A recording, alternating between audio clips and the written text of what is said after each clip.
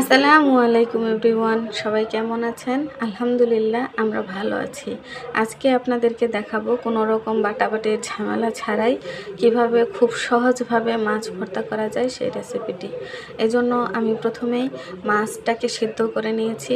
সিদ্ধ করে মাছের কাঁটাগুলোকে বেছে নিয়েছি খুব ভালো করে। এরপর কড়াইতে তেল দিয়ে শুকনো মরিচ ভেজে মরিচটিকে তুলে রাখবো।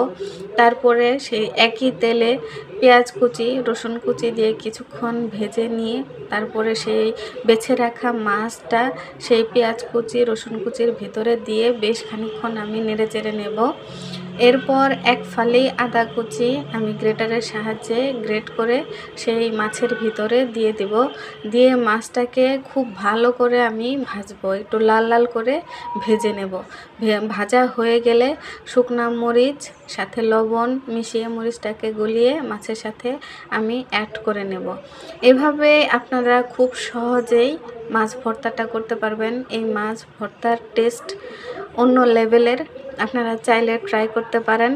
আমি তো এভাবেই মাছ ভর্তা বানাই। ভালো থাকবেন, সুস্থ থাকবেন, পাশে থাকবেন। আসসালামু আলাইকুম।